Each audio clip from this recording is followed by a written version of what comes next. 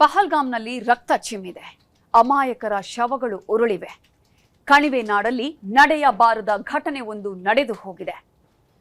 Switzerland, ಅದರಲ್ಲೂ ಕೂಡ mini Switzerland ಅಂತಾನೆ ಹೆಸರುವಾಸಿಯಾಗಿದ್ದ ಈ ಕಣಿವೆ ನಾಡಿನಲ್ಲಿ ಇದೀಗ ಅಮಾಯಕರ ಪ್ರಾಣಗಳೇ ಹೋಗಿವೆ.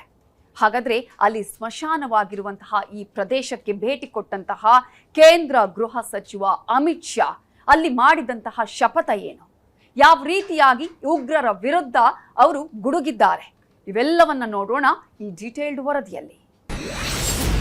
ರಕ್ತ ಪಿಪಾಸುಗಳ ರಕ್ತದಾಹಕ್ಕೆ ಕಣಿವೆ ನಾಡಲ್ಲಿ ಹರಿಯಿತು ರಕ್ತ.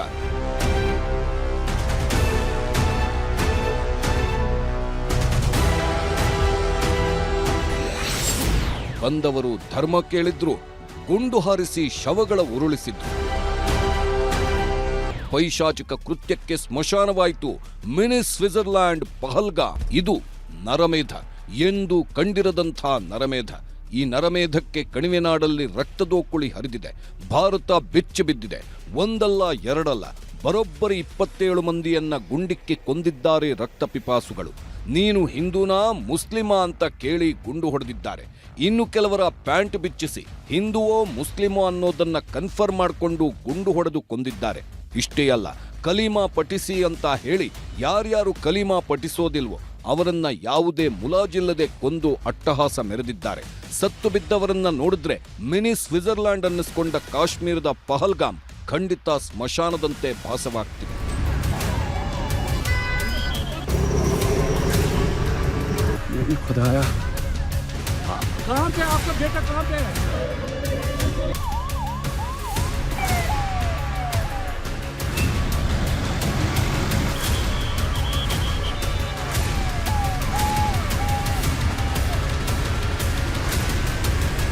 ಕಾಶ್ಮೀರ ಹಲವರ ಕನಸು. ಕಾಶ್ಮೀರಕ್ಕೆ ಹೋಗಬೇಕು, ಅಲ್ಲಿನ ಸೌಂದರ್ಯ ಸವಿಬೇಕು, ಹಚ್ಚ ಹಸಿರನ್ನ ಕಣ್ತುಂಬಿಕೊಳ್ಳಬೇಕು, ಮಂಜುಗಡ್ಡೆ ಪರ್ವತಗಳಲ್ಲಿ ಕಾಲ ಕಳೀಬೇಕು ಅಂತ ತುಂಬಾ ಮಂದಿ ಅಂದ್ಕೊಂಡಿರ್ತಾರೆ. ಹಾಗಂತ ಅಂದ್ಕೊಂಡೇ ಕಾಶ್ಮೀರದ ಪಹಲ್ಗಾಮ್ಗೆ ದಿನವೊಂದಕ್ಕೆ 1000 ಮಂದಿ ಬರ್ತಾರೆ. ಹಾಗೆ ಅಂದುಕೊಂಡೇ ಮಂಗಳವಾರ ಕೂಡ 100 ಮಂದಿ ಪ್ರವಾಸಿಗರು ಪಹಲ್ಗಾಮ್ಗೆ ಬಂದಿದ್ದರು. ಅಲ್ಲಿನ ವಾತಾವರಣವನ್ನ ಆಸ್ವಾದಿಸ್ತಾ ಇದ್ರು. ಆದ್ರೆ ಆ ಖುಷಿ ತುಂಬಾ ಹೊತ್ತು ಇರಲಿಲ್ಲ. ಇದ್ದಕ್ಕಿದ್ದಂತೆ ಸ್ಥಳಕ್ಕೆ ಗನ್ ತಗೊಂಡು ಬಂದ ಉಗ್ರರು ನಿನ್ನ ಧರ್ಮ ಯಾವುದು ಅಂತ ಪ್ರತಿಯೊಬ್ಬರನ್ನು ಕೇಳಿದ್ದಾರೆ. ಹಿಂದೂ ಅಂತ ಯಾರ್ಯಾರು ಹೇಳಿದ್ರೋ ಅವರ ಹಣೆಗೆ ಗುಂಡಿಟ್ಟಿದ್ದಾರೆ. ಹಿಂದೂನಾ ಅಥವಾ ಮುಸ್ಲಿಮಾ ಅಂತ ಡೌಟ್ ಬಂದವರಿಗೆ ಕಲೀಮಾ ಪಠಿಸೋದಕ್ಕೆ ಹೇಳಿದ್ದಾರೆ. ಯಾರ್ಯಾರು ಕಲೀಮಾ ಪಠಿಸೋದಿಲ್ವೋ ಅವರು ಮುಸ್ಲಿಮರಲ್ಲ ಅನ್ನೋದನ್ನ ಕನ್ಫರ್ಮ್ ಮಾಡಿಕೊಂಡು ಗುಂಡು ಹಾರಿಸಿದ್ದಾರೆ. ಇದೇ ರೀತಿಯಾಗಿ ಬರೋಬ್ಬರಿ 27 ಮಂದಿಯ ಹೆಣಗಳನ್ನ ಉರುಳಿಸಿದ್ದಾರೆ.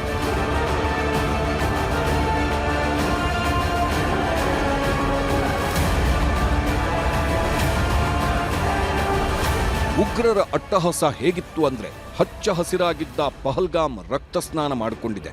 ಪಹಲ್ಗಾಮ್ನ ಬೈಸರನ್ ಸ್ಮಶಾನದಂತೆ ಪರಿವರ್ತನೆಯಾಗಿದೆ. ಎಲ್ಲೆಂದರಲ್ಲಿ ಬಿದ್ದ ಶವಗಳ ಮುಂದೆ ರೋಧಿಸ್ತಾ ಇರೋ ಸಂಬಂಧಿಗಳನ್ನ ನೋಡಿದ್ರೆ ಉಗ್ರರ ಪೈಶಾಚಿಕತೆ ಎಂಥದ್ದು ಅನ್ನೋದಕ್ಕೆ ಸಾಕ್ಷ್ಯ ಸಿಗುತ್ತೆ. ಈ ದೃಶ್ಯಗಳನ್ನ ಯಾರೇ ನೋಡಿದ್ರೂ ಒಂದು ಬಾರಿ ರಕ್ತ ಕುದಿಯುತ್ತೆ. ರಕ್ತಪಾತಕ್ಕೆ ಕಾರಣವಾದವರನ್ನ ಹುಡುಕಿ ಕೊಲ್ಲಬೇಕು ಅನ್ಸುತ್ತೆ. ಅಷ್ಟೇ ಅಲ್ಲ, ಅಮಾಯಕರನ್ನ ಧರ್ಮದ ಹೆಸರಲ್ಲಿ ಕೊಲ್ಲೋ ಮತ್ತು ಕೊಲ್ಲಿಸೋ ವ್ಯವಸ್ಥೆಯನ್ನೇ ಬೇರು ಸಹಿತ ಕಿತ್ತು ಹಾಕಬೇಕು ಅನ್ಸುತ್ತೆ. ಈ ಘಟನೆಯ ನಂತರ ಉಗ್ರರ ಕೃತ್ಯಕ್ಕೆ ಎಲ್ಲರೂ ಕೆರಳಿದ್ದಾರೆ. ಉಗ್ರರನ್ನ ಸುಮ್ಮನೆ ಬಿಡಬಾರದು ಅಂತ ಒತ್ತಾಯಿಸ್ತಾ ಇದ್ದಾರೆ. ಅಮಿತ್ ಶಾ ಕೂಡ ಉಗ್ರರನ್ನ ಸುಮ್ಮನೆ ಬಿಡಲ್ಲ ಅಂತ ಶಪಥ ಮಾಡಿದ್ದಾರೆ.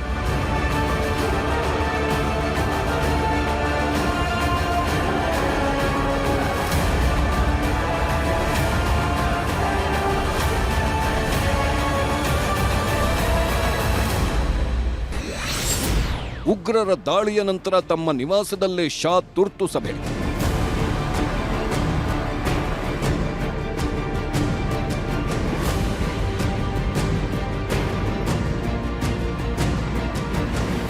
ಪಹಲ್ಗಾಮ್ ರಕ್ತಕತೆ ನಿಜಕ್ಕೂ ಘೋರ. ರಕ್ತ ಪಿಪಾಸುಗಳ ಅಟ್ಟಹಾಸದ ಬಗ್ಗೆ ಗೊತ್ತಾಗ್ತಾ ಇದ್ದಂತೆ ಅಮಿತ್ ಶಾ ಕೆರಳಿ ಕೆಂಡವಾಗಿದ್ದಾರೆ. ಹೇಗಾದ್ರೂ ಉಗ್ರರಿಗೆ ಬುದ್ಧಿ ಕಲಿಸಲೇಬೇಕು ಅಂತ ತೀರ್ಮಾನಿಸಿದ್ದಾರೆ. ಕೂಡಲೇ ತಮ್ಮದೇ ನಿವಾಸದಲ್ಲಿ ವಿಡಿಯೋ ಕಾನ್ಫರೆನ್ಸ್ ಮೂಲಕ ತುರ್ತು ಸಭೆಯನ್ನ ಕರೆದಿದ್ರು. ಆ ಸಭೆಯಲ್ಲಿ ಲೆಫ್ಟಿನೆಂಟ್ ಗವರ್ನರ್ ಮನೋಜ್ ಸಿನ್ಹಾ, ಜಮ್ಮು ಕಾಶ್ಮೀರದ ಮುಖ್ಯಮಂತ್ರಿ ಒಮರ್ ಅಬ್ದುಲ್ಲಾ, ಸಿಆರ್ಪಿಎಫ್ನ ಡಿಜಿ, ಜಮ್ಮು ಕಾಶ್ಮೀರದ ಡಿಜಿ ಪಾಲ್ಗೊಂಡಿದ್ರು. ಅಷ್ಟೇ ಅಲ್ಲದೆ ಸೇನೆಯ ವಿವಿಧ ಮುಖ್ಯಸ್ಥರನ್ನ ವಿಡಿಯೋ ಕಾನ್ಫರೆನ್ಸ್ ಮೂಲಕ ಮಾತಾಡಿಸಿ ಮತ್ತಷ್ಟು ಮಾಹಿತಿಯನ್ನ ಕಲೆ ಹಾಕಿದ್ದರು ಅಮಿತ್ ಶಾ. ಅದಕ್ಕೂ ಮುನ್ನ ಎಕ್ಸ್ನಲ್ಲಿ ಪೋಸ್ಟ್ ಮಾಡಿದ್ದ ಅಮಿತ್ ಶಾ ಉಗ್ರರ ವಿರುದ್ಧ ತಮ್ಮ ಆಕ್ರೋಶವನ್ನ ಹೊರಹಾಕಿದ್ರು. ಜಮ್ಮು ಕಾಶ್ಮೀರದ ಪಹಲ್ಗಾಮ್ನಲ್ಲಿ ಪ್ರವಾಸಿಗರ ಮೇಲೆ ನಡೆದ ಭಯೋತ್ಪಾದಕ ದಾಳಿಯಿಂದ ದುಃಖಿತನಾಗಿದ್ದೇನೆ.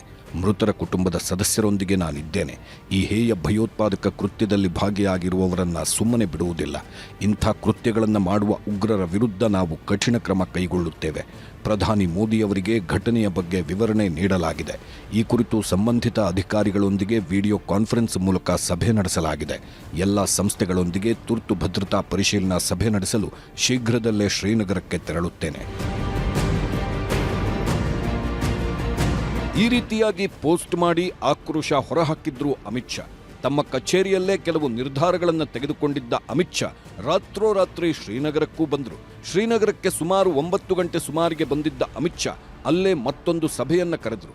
ಆ ಸಭೆಯಲ್ಲಿ ಲೆಫ್ಟಿನೆಂಟ್ ಗವರ್ನರ್ ಮನೋಜ್ ಸಿನ್ಹಾ, ಜಮ್ಮು ಕಾಶ್ಮೀರದ ಮುಖ್ಯಮಂತ್ರಿ ಒಮರ್ ಅಬ್ದುಲ್ಲಾ, ಸಿಆರ್ಪಿಎಫ್ನ ಡಿಜಿ, ಜಮ್ಮು ಕಾಶ್ಮೀರದ ಡಿಜಿ ಹಾಗೂ ಇತರ ಅಧಿಕಾರಿಗಳು ಪಾಲ್ಗೊಂಡಿದ್ದರು. ಮತ್ತೊಮ್ಮೆ ಪಹಲ್ಗಾಮ್ನ ಪರಿಸ್ಥಿತಿಯ ಬಗ್ಗೆ ಮಾಹಿತಿ ಪಡ್ಕೊಂಡಿದ್ದರು ಅಮಿತ್ ಶಾ.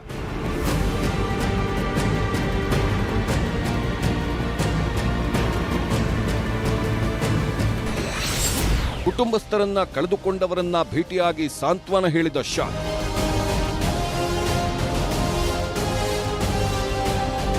ಶ್ರೀನಗರದಲ್ಲಿ ಮಂಗಳವಾರ ರಾತ್ರಿ ಅಧಿಕಾರಿಗಳಿಂದ ಮಾಹಿತಿ ಪಡೆದಿದ್ದ ಅಮಿತ್ ಶಾ ರಾತ್ರಿಯೇ ಕೆಲವು ಕುಟುಂಬಗಳನ್ನ ಭೇಟಿ ಮಾಡಿ ಧೈರ್ಯ ತುಂಬಿದ್ದಾರೆ. ಬೆಳಿಗ್ಗೆಯೂ ಕುಟುಂಬಸ್ಥರನ್ನ ಕಳೆದುಕೊಂಡು ದುಃಖದಲ್ಲಿರುವವರನ್ನ ಭೇಟಿಯಾಗಿ ಸಾಂತ್ವನ ಹೇಳಿದ್ದಾರೆ.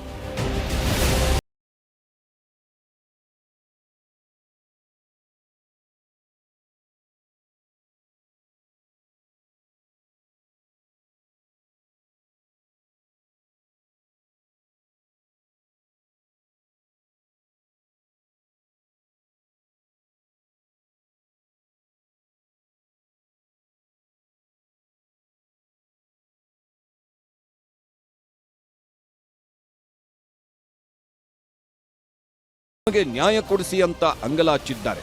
ಅಲ್ಲಿ ಸಂತ್ರಸ್ತರಿಗೆ ಧೈರ್ಯ ಹೇಳಿ ಗಾಯಾಳುಗಳ ಯೋಗಕ್ಷೇಮವನ್ನ ಅಮಿತ್ ಶಾ ವಿಚಾರಿಸಿದ್ದಾರೆ.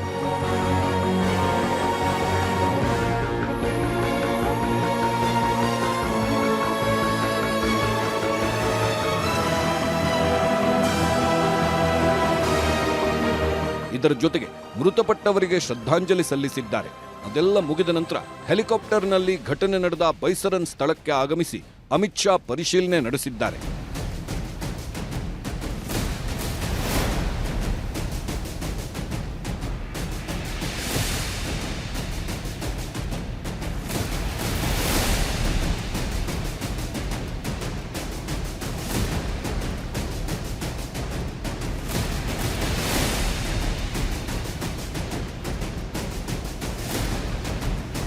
ಬೈಸರನ್ನಲ್ಲಿ ಪರಿಶೀಲನೆ ಮುಗಿದ ನಂತರ ಮತ್ತೆ ಹಲವಾರು ಸಭೆಗಳನ್ನು ನಡೆಸಿದ್ದಾರೆ ಅಮಿತ್ ಶಾ. ಘಟನೆಯ ಬೆನ್ನಲ್ಲೇ ಭದ್ರತೆ ಹೆಚ್ಚಿಸಲು ಸೂಚನೆ ನೀಡಿದ್ದಾರೆ. ಎಲ್ಒಸಿ ಅಂದ್ರೆ ಲೈನ್ ಆಫ್ ಕಂಟ್ರೋಲ್ನಲ್ಲಿ ಮತ್ತಷ್ಟು ಎಚ್ಚರಿಕೆ ವಹಿಸಲು ಸೂಚನೆ ನೀಡಿದ್ದಾರೆ. ಅಮಿತ್ ಶಾ ಹೇಳಿದಂತೆಯೇ ಮಾಡುತ್ತಾರೆ. ಯಾವುದು ಅಸಾಧ್ಯ ಅಂತ ಎಲ್ಲರಿಗೂ ಅನ್ನಿಸ್ತಾ ಇತ್ತು ಅದನ್ನೆಲ್ಲ ಈಗಾಗಲೇ ಸಾಧ್ಯವಾಗುವಂತೆ ಮಾಡಿ ಅಚ್ಚರಿಗೆ ಕಾರಣವಾಗಿದ್ದಾರೆ. ಈಗಲೂ ಕೂಡ ಭಾರತೀಯರು ಯಾವುದಕ್ಕೂ ಜಗ್ಗೋದಿಲ್ಲ. ಉಗ್ರರನ್ನ ಸುಮ್ಮನೆ ಬಿಡಲ್ಲ ಅಂತ ಹೇಳಿರೋ ಅಮಿತ್ ಶಾ ಉಗ್ರರ ವಿರುದ್ಧ ಅಖಾಡಕ್ಕಿಳಿದು ಅಬ್ಬರಿಸಿದ್ದಾರೆ. ಅವರು ಉಗ್ರರನ್ನ ಮಟ್ಟ ಹಾಕಲು ಇನ್ಮುಂದೆ ಯಾವ್ಯಾವ ಕ್ರಮ ಕೈಗೊಳ್ಳುತ್ತಾರೆ, ಪಹಲ್ಗಾಮ್ನಲ್ಲಿ ರಕ್ತ ಹರಿಸಿದ್ದವರನ್ನ ಯಾವ ರೀತಿ ಬೇಟೆಯಾಡ್ತಾರೆ ಅನ್ನೋದನ್ನ ಕಾದು ನೋಡಬೇಕಿದೆ.